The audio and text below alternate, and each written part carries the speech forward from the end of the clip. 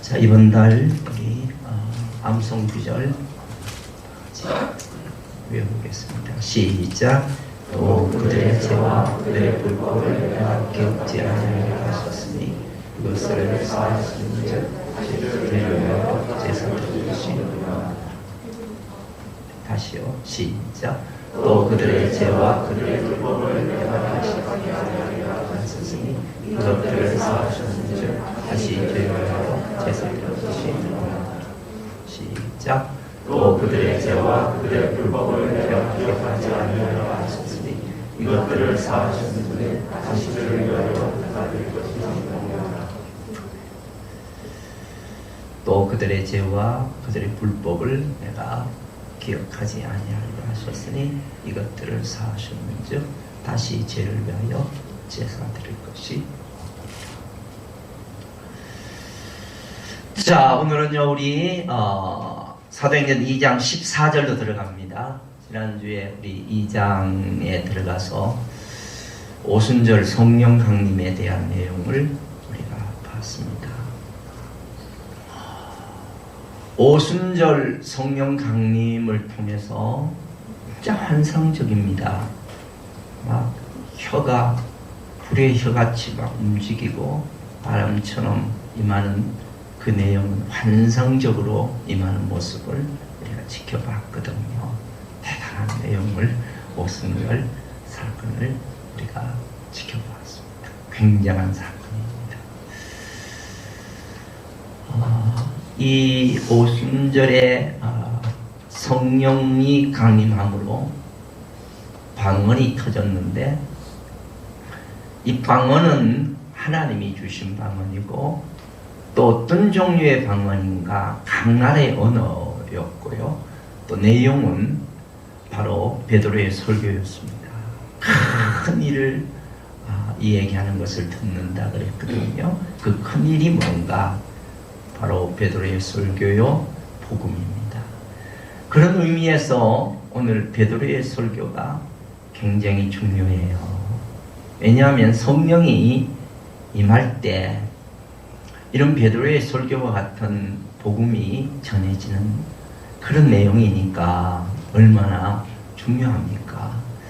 자, 우리가 베드로가 설교한 내용이 무엇인지, 그리고 성령이 임하고 충만하면 어떤 내용의 복음을 전해야 될지, 이런 부분을 오늘 본문을 통해서 좀 살펴보려고 합니다. 성령이 임하니까 일단 말부터 터졌어요. 벙어리가. 여러분 오늘 마스크를 쓰면 얼마나 답답해요. 이윤정 집사님은 벗었다가 썼다가 답답하니까 정신을 못 차리는 거예요. 예. 또 요새 뭐 어떻게 열이 많이 나시는 분이라. 예. 그런데 참 답답해요. 말을 못한다는 거 얼마나 답답합니까? 이게 벙어리가 이게 탁 터지는 거 한번 생각해 보세요. 말이 성령이 임하니까 말부터 터졌어요. 와, 대단하지 않습니까? 탁 터지면서 이게 각 나라 말로 이 얘기를 하는데 엄청나지요. 그리고 그 큰 일을 얘기하는데 복음을 얘기하기 시작한 것입니다. 그러니까 어쨌든 성령이 임하면 말부터 터져야 돼요. 복음을 전하기 위해서는 말로 전하는 거잖아요. 그래서 선교사들이 가는 것이고요. 말부터 터졌습니다.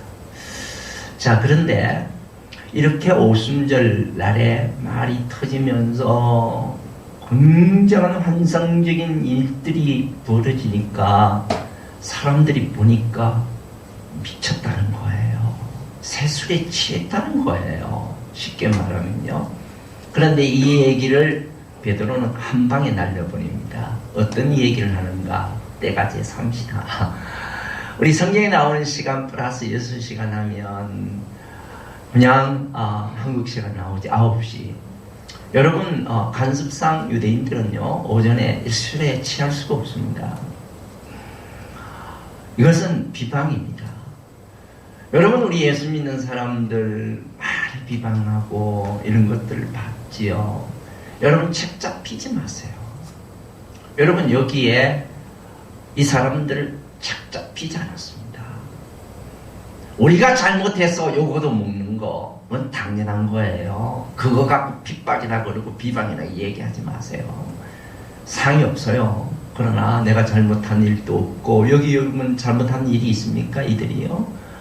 그런데 비방을 받고 그렇단 말이에요. 책잡힐 일이 안 했으면 좋겠습니다. 자, 이들이 이렇게 비방을 하고 하니까 제3시다. 너희 생각같이 이 사람이 취한 거 아니다. 그리고 성령이 임하고 충만하니까요.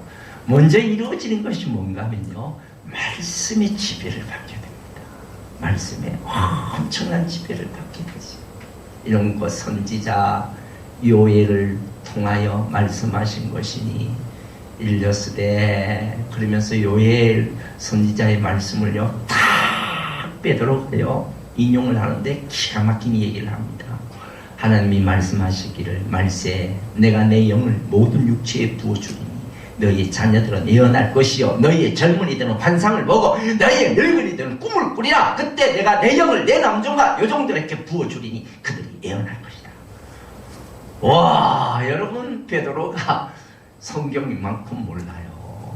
공부를 이 정도 한 것도 아니고요. 그 당시는 두루마리로 갖고 다니는데 어떻게 구약을 이렇게 다 합니까? 그런 시간적인 여유도 없어요. 다음에 제가 이 얘기를 해드리겠습니다만은요. 예수님이 그냥 부활하시고 난 이후에 한 40일 동안 40일 동안 있다가 부활 승천하고 10일 후에 오순절날 성령이 임했는데, 그런데 여러분 이것은요 초자연적인 사건이에요.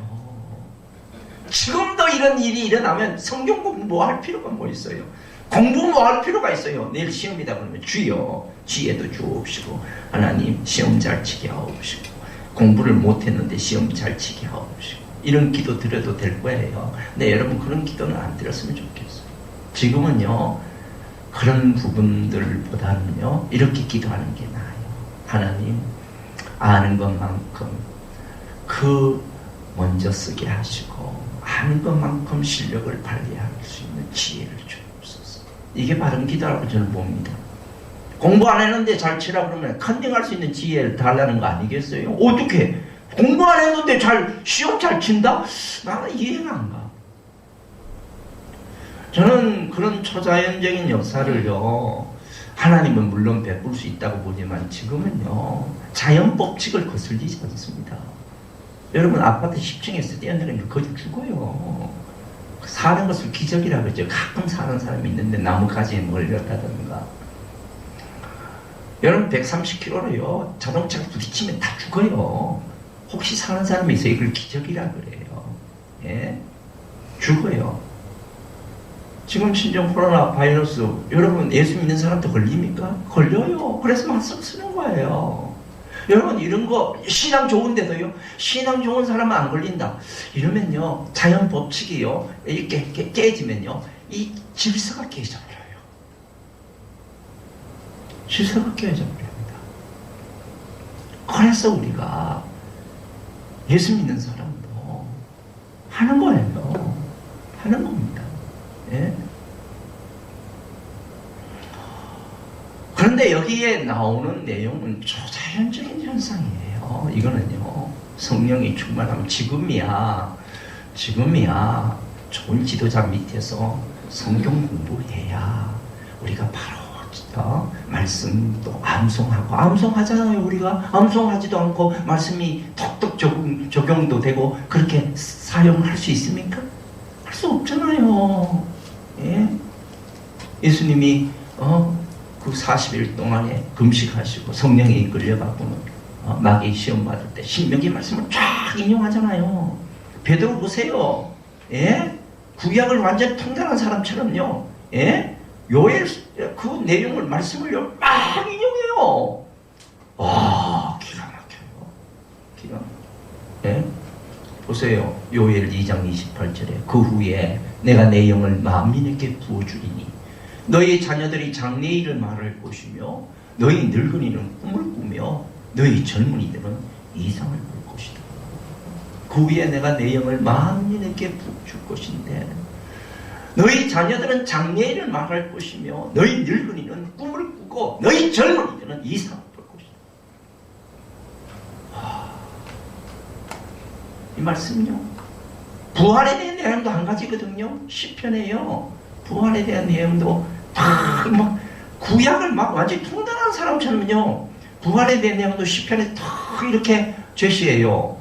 다윗이 하늘에 올라가지 못하였으나 친히 말하여 이르기를 주께서 내 주께 말씀하시기를 내가 내 원수의 내 발등상이 되게 하기까지 너는 내 우편에 앉아 있으리라 하셨도다. 예수 그리스도께서 부활의 영광 얘기하고 있지 않습니까? 그때 내 발등상에 있는 문수들을 발로 밟고, 이것은 승리와 영광을 얘기한 내용이잖아요. 이 내용이 시편에 그대로 인용한다고 베드로가요.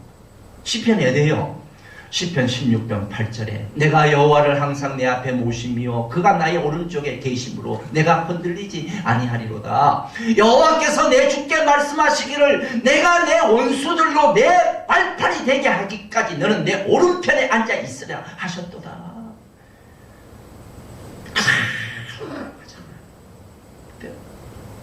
성령 충만하면요, 말씀의 지배를 받고 때를 따라서 말씀을 탁탁 적용해요. 예? 성령 충만의 지배를, 말씀의 지배를 받습니다. 말씀의 지배를.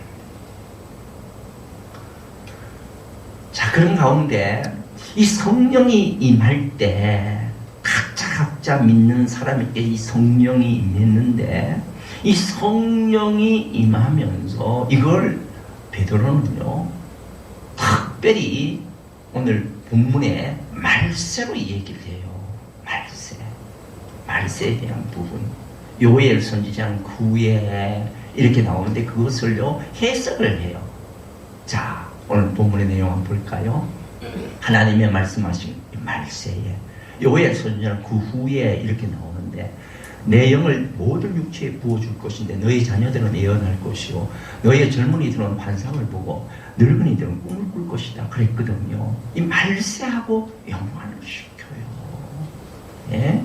말세하고 예수 그리스도가 이 땅에 오시고 성령이 오시고 이걸 말세의 시작이라 그래요. 종말의 시작이라 그래요. 종말은 언제부터 이루어집니까? 예수님이 오시고부터요. 성령이 오시고부터 말세가 시작되었어요. 지금 2000년이 지났으니까 더 가까워졌죠. 말세라는 것은 뭡니까? 종말이라는 것은 뭡니까? 내일 예수님이 오실지도 모르는 것이 종말이에요. 그러니까 여러분, 이 마지막 때 말세와 재림과 이런 부분들을 일치를 시켜요. 여러분, 산을 이렇게 멀리서 보면요, 산이 이렇게 있고 그 다음에 계곡이 있고 그 다음에 또 산이 있고 또 계곡이 있고 그렇잖아요. 이 계곡과 이 산이요 떨어져 있어요. 그런데도 멀리서 이렇게 보면요 꼭 붙어 있는 것 같아요. 이 산이요 똑같아요. 이 말세와 이 종말과 이 예수 그리스도의 이 성령의 임하심과 이 재림과 이걸 같이 일치를 시켜요. 예수님이 오시면요, 여러분 말세는요, 여러분 성경에 보면 씨 뿌리는 시기가 있고 거두는 시기가 있잖아요. 씨 뿌리는 시기가 있고 거두는 시기가 있어. 여러분 말세는요 거두는 시기예요. 지금 말세예요. 말세라고. 이 말세에 내 영을 부어주겠다는 거예요. 그러니까 성령이 임할 때 말세라고 하는 이 얘기를 하고 있습니다. 또 내가 위에 기사를 아래 땅에 여기 하나님의 말씀을 말세에 내가 내 영을 모든 육체에 부어준다 그랬지요. 그때 내가 내 영을 내 남종과 여종에게 부어줄 것인데 그들은 예언할 것이다. 또 내가 위로 하늘에서는 기사를 아래는 땅에서는 징조를 베푸니고 피와 불과 연기로 주의 크고 영화로운 날이 이르기 전에 꼭 계시록을 보는 것 같잖아요. 말세의 징조와 이런 것들을 얘기해주고 있잖아요. 비교하고 있어요. 예? 달이 변하여 피가 될 것이다. 예?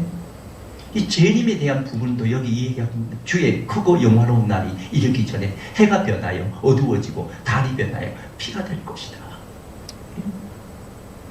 그러니까 여러분, 그 예수님께서 예루살렘을 바라보시면서 마지막 종말에 대한 이 얘기를 할 때 예루살렘 멸망이 AD 70년 전에 이루어졌잖아요. 그 예언이 꼭 재림과 일치시켜요. 재림을 얘기하는 것인지 예루살렘 멸망을 얘기하는 것인지 일치시킨다. 예? 그러니까 성령이 이 땅에 오순절에 임할 때 말세이고 재림입니다. 그걸 같이 보는 거예요. 겹쳐서. 예? 지금은 말세입니다. 말세예요. 말세에 대한 내용을 이 얘기를 하고 있으면서 그 이 얘기를 쭉 지금 베드로가 설교하면서 이 얘기하는 내용입니다. 이 내용이에요. 하나님의 말씀하기를 말세에 내가 내 영을 모든 육체에 부어줄 것인데 너희 자녀들은 예언할 것이요 너희의 젊은이들은 환상을 보고 너희의 늙은이들은 꿈을 꾸리라. 그때 내가 내 영을 내 남종과 여종에게 부어줄 것인데 그들이 예언할 것이다. 그때 내가 내 영을 내 남종과 여종에게 부어준다. 이 부어준다는 말은요 충만케 한다는 말이에요. 충만케 한다. 여러분 성령이 얼마나 좋으신 분이셔요. 오순절에 이 성령이 오심으로 우리가 하나님을 아바 아버지라 부를 수 있고 성령이 없으면 구원도 못 받아요. 성령의 역사가 아니고는 어떻게 구원받아요? 성령이 계심으로 말미암아 하나님의 보좌 앞에 나갈 수가 있는 거예요. 성령은 우리 신앙생활 모든 것이 된다 해도 틀린 말이 아니에요. 성령이 계심으로 하나님의 말씀을 깨닫는 거예요. 주여 내 눈을 열어 주의 영을 주의 귀한 것을 보게 하옵소서. 예? 이 성령으로 쓰여졌기 때문에 감동으로요. 성령의 역사가 아니면 못 깨달아요. 말씀을요. 그러나 우리가 예수를 믿고 내 안에 성령이 계시지만 성령 충만한 것은 아니에요. 여기에 부어준다는 것은 충만하다는 말이거든요. 충만하게 뚝이 터진다는 말이에요. 확 흘러 넘쳐가고 넘쳐. 대단한 얘기죠. 네. 충만히 가는데 여러분 저기 산 속에 샘이 터지는 거 한번 보세요. 이거 굉장히 힘이 있습니다. 이 샘이요. 주변을 수십 평, 수십 에이커를 적시고 이것이요. 나중에는 겨울이 되고 시냇물이 되고 강물이 되는데 그 주변에 한번 보세요. 꽃들이 막 이게 합장한 세력이 대단합니다. 막을 수가 없어요. 샘을 막으면 다 터져요. 내 속에요. 상수의 강이 터지면요. 이게 엄청난 영향력을 끼쳐요. 리빙스톤이요. 나일강의 근원을 일생 동안에 찾았다 그러잖아요. 못 찾았습니다. 나중에 보니까요. 작은 곳에 샘이 터졌어요. 여러분 그것이 얼마나 확장된 힘이 있는지요. 그 아프리카에 그 메마른 땅을 적시고 수십 마일을 흐리고 있지 않습니까? 여러분 샘이라고 하는 것은요. 엄청난 힘이 있습니다. 예, 막을 수가 없어요. 내 속에 성령이 충만해서 막 생수가 터지면요. 이게 지정의의 영향력을 끼친단 말이에요. 먼저 지식적이면 방금 이 얘기처럼 말씀의 지배를 받아요. 세상의 지식 가락이 됩니다. 이 말씀이 나를 꽉 쳐요. 이야, 그 말씀이 깨달아지고요. 이 성령 충만해요. 말씀을 사모하게 되고요. 예? 성령 충만하면 막 기쁨이 솟는다니까요. 기쁨이. 그래서 성령 충만의 열매가 사랑과 희락이 나오잖아요. 예? 희락, 기쁨이 막 감당할 수가 없어요. 소아시아의 베드로전서 1장 6절에 보면요. 잠깐 근심하지 않을 수 없어서 오히려 그렇게 기뻐한다 그랬거든요. 소아시아에 그 당시에 핍박은 대단했어요. 그런데 이 성령 충만하니까요. 그게 문제가 안 되는 거예요. 막 충만해갖고 기쁨이고. 성령 충만하면 막 모이기를 힘쓰는 거예요. 예? 로이드 존슨 목사님은요. 우리 예수 믿는 사람의 5분의 모임이요. 교제가요. 세상에 어떤 거하고 바꾸지 않는다 그랬거든요. 근데 목사님 왜 오늘 오후 예배를 없애고 자꾸 모임을 자꾸 없애려고 그러니까 제가 얘기를 해드릴게요. 그리스도인의 모임은요 너무 중요해요. 믿음이 있는 사람이 모입니다. 우리의 모임은 하나님께 나가는 것입니다. 우리의 모임은 소속이에요. 그렇기 때문에 저 북한에도, 그리고 저 정말 어려운 지역, 믿으면 예수 믿는 사람의 모임이 발각되면 죽이는 곳에서도 기아에 모여요. 여러분, 카타콤의 모임을 아십니까? 모임을 막을 수 없어요. 이 세상에 어떤 권력, 어떤 세력이 우리 그리스도인의 모임을 없애버린다면요, 기독교는 없어집니다. 아직까지 역사적으로는 그런 적이 없어요. 그러면 왜 모임을 자꾸 없애려고 그럽니까? 제가 방금 얘기했잖아요. 자연 법칙은요, 이것은 거슬릴 수가 없어요. 이거 깨지면요, 혼란이 일어난다니까. 혼란이 일어나요. 우리 모임이 중요한 것은 다 알아요. 누가 몰라요? 모여야죠. 예수 믿는 사람이 안 모이면 어떻게 해요? 그러나 우리가 이 자연 법칙을 무시할 수 없기 때문에 조심하는 거예요. 우리가 계속 안 모이는 건 아니잖아요. 그렇잖아요? 그러나 우리가 지혜롭게, 저도 목사로서 갈등이 있어요. 이게 어느 선까지, 이게 어느 선에서 어느 끊어야 될 것인가. 사실 그렇잖아요. 그렇기 때문에 지혜가 필요한 것 같아요. 여러분들이 있는 부분을 협조를 해주셔야 돼요. 나는 모임을 갖고 싶고 나오고 싶고 하는데 왜 저렇게 자꾸 모임을 안 갖나? 몰라. 성령 충만하면 더 모이고 싶네. 이게 바른 신앙 태도예요. 바른 신앙 태도입니다. 예? 우리가 모임을 가져야지. 그러나 일반적으로 볼 때, 그래서 여러분, 이게 충만히 거해서 막 이런 현상의 지배를 받으면요, 이렇게 성령이 강하게 나를 사로잡지 못하는 이유는요, 주님께, 하나님께 여러분 이유를 대지 마세요. 성령 충만의 결과와 이런 모든 부분의 이유를 사로잡히지 못하는 것은 나에게 책임입니다. 왜 그럴까요? 성령 충만은 다른 것보다도요, 죄가 있으면요, 충만할 수가 없어요. 죄가 자꾸 머리카락이라도 계속 걸리면요, 예? 세면대가 딱 막히잖아요. 하나님과 통로가 딱 막히는데 무슨 성령이 충만이에요? 성령 충만은 자유롭게, 성령께서 자유롭게 운행하는 거예요. 예? 성령이 더 충만하기를 바라요. 예? 나는요, 준비만 하면 성령이 충만해져요. 원한 마음이 있으면요. 예? 그렇잖아요? 그러니까 성령이 충만히 부어주는 역사, 누구든지만 예수 믿고, 예? 원하기만 하면 팍 부어주는 역사가 막 일어나는 거예요. 이거 할 때 놀라운 은혜가 강처럼 쏟아지는 거예요. 예? 폭포수처럼 쏟아지는 거 아닙니까? 예? 엄청나. 예? 베드로가 그랬어요. 베드로가요. 17절에 보시면요, 여기 잠언서에서도 구약에서도 부어준다는 얘기를 하고 있는데요, 이거 잠깐 보고 17절 보십시다.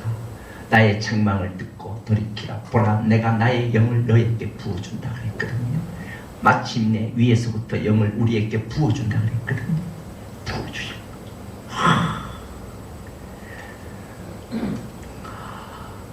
17절 한번 보십시다. 하나님이 말씀하시기를, 말세, 내가 내 영을 모든 육체에게 부어주는데 너희 자녀들은 예언할 것이요, 너희 젊은이들은 환상을 보고 너희 늙은이는 꿈. 자, 요것에 관해서 조금 오해가 있어서 요거 조금만 정리하고 넘어가겠습니다. 여기 해석을요, 두 가지로 해석해요. 있는 그대로 보는 해석도 있고요, 그렇지 않으면 여기 예언은 복음에 대한 예언이거든요. 복음은 다 미래적인 것입니다. 그래서 복음에 대한 예언이고, 여기 환상을 본다, 여기에 젊은이들은 꿈을 꾼다, 늙은이들은 꿈을 꾼다 하는 내용은요, 이 영광스러운 이 하나님의 나라를 가슴에 품고, 그리고 비전을 세워서 앞으로 나가는 것을 여기에서 꿈이다, 환상이다 그래요. 주기도문에서 하나님의 나라가 임해서 영원무궁토록 세세로 영광을 돌리는 것. 하나님의 나라가 뭐예요? 우리가 이미 내용을 나눈 것처럼요. 하나님의 나라는 하나님께서 나의 삶을 지배하고 통치할 때 하나님의 나라가 이루어지는 거예요. 예수를 믿고 내 삶에 주님이 통치하고 다스리는 거. 이 하나님의 나라가 예수를 믿는 사람들이 이 물이 바다를 덮은 같이 이렇게 덮는 거예요. 예? 온 세계를 이렇게 덮어. 이게 꿈이 환상이에요. 여러분 성령이 충만하면요, 이런 꿈을 봐요. 환상을 봐요. 복음을 전하고요. 예? 복음을 전하고 이런 주님의 나라가 이렇게 이루어지는 걸 꿈꾸게 돼요. 여러분 이게 우리의 삶의 최고의 목적이 아닙니까? 예수 믿는 사람들이 더 많이 늘어나고 하나님의 나라가 확 채워지고 이런 역사, 이런 것을 꿈꾸는 여러분 되시길 바랍니다. 성령이 충만하면요 그런 역사가 일어나요. 꿈이나 환상이다. 지금도 물론 하나님께서 그렇게 주실 수도 있다고 나는 봐요. 그러나 여기에 있는 모습 그대로 자꾸 이 얘기를 하고 이렇게 몰고 가면 지금 시대, 신약 시대잖아요. 구약이나 이럴 때는 물론 꿈이나 환상으로 인도를 많이 했습니다만 신약은요 그렇지 않습니다. 말씀이 있잖아요. 자꾸 이런 쪽으로 몰고 가면요 거진 90% 이상은요 이단이에요. 특별한 경우를 저는 주실 수 있다고 봅니다. 그러나 여러분 이런 부분을 한번 딱 잡히면요 끌려가요. 예를 들면 손금 한번 보십시다. 뭐 점 한번 치고 여러분 이렇게 여러분께서 이렇게 하잖아요. 예. 그리고 옛날에는 육교회예요. 세 점까지 있어요. 돈 좀 주면요 새가요 이렇게 문을 열면요 통 나가고 뭐 하나 물어주고 들어가요. 여러분 거기 새 인생을 맡기는 거예요. 그거 별거 아닌데도요 그것이 나를 사로잡아요. 희한하죠. 그냥 길거리에 막 이렇게 뭐 하나 뭐 보는데 말이에요. 그게 나를 사로잡아요. 희한해요. 그래서 어떤 일이 터지면요 거기에 잡혀서 당신 5년밖에 못 산다. 그래갖고는 이상하게요. 아니 4년 남았네, 3년 남았네. 이러다가 바짝바짝 말라갖고는요 끌려간다니까. 굉장히 무서워요. 이런 부분은요. 그러니까 지금 말씀의 인도함을 받는 것이 가장 좋고 그런 꿈을 꾸는 여러분 되시길 바랍니다. 여기의 꿈은 복음이에요. 하나님의 나라예요. 하나님의 나라가 확 채워져. 이런 것을 우리가 꿈을 꾸고 환상 보는 거예요. 예? 얼마나 대단합니까? 성령이 충만해지면요. 자, 그러면 이 복음을 우리가 미래적인 예언의 복음을 우리가 전해야 되는데 이 복음이 뭐요? 이렇게 설명합니다. 그가 하나님의 정하신 뜻과 미리 아는 대로 내준 바 되었거늘 너희가 법 없는 자들 손을 빌려 못 박아 죽였다. 십자가를 얘기하고 있고요. 32절에는 살리신지라 부활을 얘기하고 있습니다. 여러분 복음은 십자가 부활이고 예수 그리스도예요. 그래서 그런즉 이스라엘 온 집은 확실히 알지니 너희가 십자가에 못 박은 이 예수 그리스도, 예수가 그리스도다. 이게 바로 복음이 아닙니까? 십자가 부활요. 우리가 복음을 전할 때 교회에 오십시오 하는 것도 복음 전하는 것도 되겠지만요, 사랑하신 여러분, 그게 아니고 복음을 우리가 바로 전하는 것이 합당합니다. 초대교회는요 나가서 교회에 오십시오 라고 하는 것보다는요 베드로의 설교처럼 성령 임하고요 충만한 복음을 전했다니까요. 베드로의 설교의 내용의 핵심은 복음이에요. 복음이에요. 전했어요. 복음을 전했어요. 자, 오늘 본문이 길기 때문에 좀 시간이 가는데 잠깐 줄일게요. 자, 부활에 대한 내용만 잠깐 얘기하고요. 네, 끝낼게요. 25절부터 31절까지는 부활의 내용. 부활은 즉각적으로 이루어지고 즉흥적인 거 아니에요. 네, 그 내용을 베드로가 이 무식한 베드로가요 논리적으로 딱 정리를 합니다. 여러분 성령 충만하면요 논리적인 사람 돼요. 예? 여러분 우리가 아는 것처럼 베드로는 무식쟁이에요. 그런데도요 부활에 관한 내용을요 쫙 얘기하는데 나는 이 말씀을 읽고요 참 놀랐어요. 와, 이 베드로가 어떻게 이럴 수가 있나. 막 그대로 다윗에 대한 내용을 얘기하면서요 그대로 논리 정연하게 들어가는데 여러분 놀랄 거예요. 잠깐만 읽어드릴게요. 다윗이 그를 가르쳐 이르되 내가 항상 내 앞에 계신 줄을 배웠으며 나로 요동치 않게 하기 위하여 그가 내 우편에 계시도다. 그러므로 내 마음이 기뻐하고 내 혀도 즐거워한다. 주님이 모시고 있는 기쁨을 얘기하는데 그 기쁨의 이유를요 27절 28절에서 얘기해요. 이거 보세요. 이런 내 영혼을 음부에 버리지 아니하며 주의 거룩한 자로 썩음을 당하지 않게 하실 것이니로다. 주께서 생명의 길을 내게 보이셨으니 주 앞에서 내게 기쁨이 충만하게. 또 다윗을 얘기하는 것 같아요. 여러분 구약에 예언을 할 때는 두 가지 방법으로 예언해요. 그 예언이 자기와 같은 걸로 예언을 하고 있고요. 또 한 가지는 제3자를 들어서 예언해요. 예를 들면요. 여기에 내용은요. 이 다윗이 아니잖아요. 다윗이 부활할 것 아니잖아요. 예? 앞으로 오실 예수 그리스도에 대한 예언이란 말이에요. 꼭 자기가 그렇게 되는 것처럼 예언한단 말이에요. 그리고 또 제3자를 들어서 예언할 때는요. 이사야서처럼 그가 찔림은 우리 허물, 그가 누구예요? 예수님이잖아요. 그래서 그가 찔림은 우리의 허물 때문이에요. 이건 제3자를 두고 하는 얘기예요. 그래서 그런즉 이스라엘 온 집은 확실히 알지니 너희가 십자가에 못 박은 예수가 하나님이 주와 그리스도가 되게 하셨다. 그래갖고는요 확실하게 예수 그리스도 그분이 바로 하나님이시다. 예, 부활의 주님이시다 하는 사실을 예언을 하고 있습니다. 여기 잠깐 한번 볼까요? 형제들아 내가 조상 다윗에 대하여 담대히 말할 수 있노니 다윗은 죽어 장사되어 묘가 오늘까지 우리 중에 있다. 다윗은 죽었잖아요.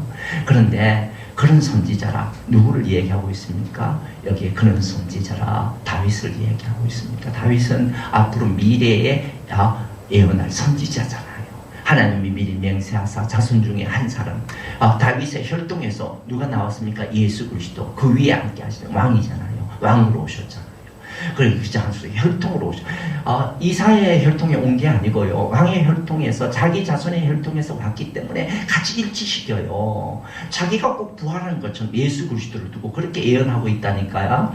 자손 중에서 한 사람으로 그 위에 앉게 하라 하심을 알고 미리 본 거로 그리스도의 부활로 말하되 그가 음부에 버림이 되지 않고 그가 육신의 썩음을 당하지 않고 그래서 예수 그리스도의 부활을 얘기를 해요. 널리 정연합니다. 어떻게 이렇게 굉장한 얘기를 하고 있잖아요. 다윗은 장사되었다. 다윗이 아니다. 예? 바로 예수 그리스도다. 600년 700년 후에 올 예수 그리스도를 그대로 예언하고 있습니다. 그런즉 이스라엘 온 집은 확실히 알지니 너희가 십자가에 못 박은 예수는 하나님이 주와 그리스도가 되게 하셨다. 여러분 예수 그리스도는 그리스도요 주가 되신 줄로 믿습니다. 그리스도라고 하는 것은 메시아란 말이에요. 왕이요 선지자요 제사장 기름 부음을 받았다는 말이죠. 요한일서 5장 1절을 제가 너무 좋아해요. 예수가 그리스도이심을 믿어야 거듭난 자예요. 예? 초대교회는요 예수가 그리스도, 예수가 부활했다는 사실을 전했다니까요. 이게 복음이에요. 예? 예수가 그리스도다. 그는 우리의 삶을 통치하고 그런 선지자, 그런 제사, 우리의 죄 문제를 해결하는 메시아다. 그분을 믿고 우리가 구원함을 받고 그래서 그분이 주가 되셨다. 하나님이 되셨다. 그분 앞에 우리는 헌신해야 되고 순종해야 된다. 주와 그리스도가 되셨다. 그런즉 이스라엘 온 집이 확실히 알지니 너희가 십자가에 못 박은 예수를 하나님이 주와 그리스도가 되게 했다. 이 사실에 관해서 베드로는 증인이 됐어요. 예수를 하나님이 살리신지라 우리가 달리의 증인이다. 여러분 누가복음 마지막 장에 제가 계속 강조할 거예요. 마지막 장에 세 가지요. 복음 증가하기 위해서 하나님 주신 것 세 가지 잊지 마세요. 복음, 증인, 그리고 성령의 능력. 베드로가 이렇게 증인이 되고 성령을 받으니까요, 충만히 받으니까 변한 게 있어요. 첫 번째, 자 정리하겠습니다. 무식한 베드로가 유식한 사람이 됐어요. 어떻게 이런 사람이 되었지? 베드로가요. 야, 그리고 여러분 아는 것처럼 베드로에게 천국 열쇠를 줬잖아요. 열쇠를 준 사람이 먼저 열어야 되잖아요. 최초의 복음자예요. 사도행전 복음자 열었어요. 복음을요. 그리고 희미하게 알았던 복음을요. 선명하게 알았어요. 그리고 베드로가 이 겁쟁이가 말이에요. 성령을 받고 성령 충만하니까 얼마나 담대해졌는지요. 저는 그래서 베드로를 좋아합니다. 왜요? 제가 그러니까. 저는 무식장이에요. 겁장이잖아요. 제가 성령을 받지 않았더라면 제가 이렇게 설 수 있나요? No? 천만에.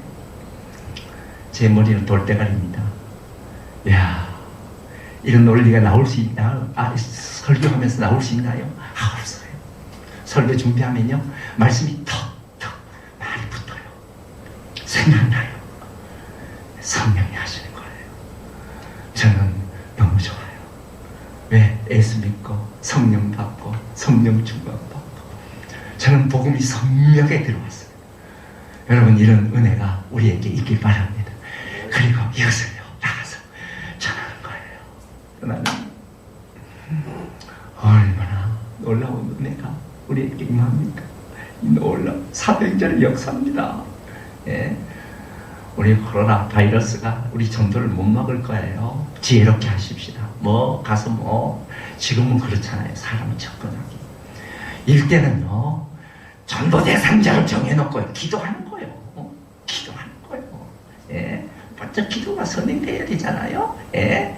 그 정도예요. 완전히 날리는 거예요. 눈물을 뿌리면서. 예. 그리고 그 영혼을 위해서 예. 그 전쟁이 아닙니까? 예. 어두운 세력과 전쟁이 예.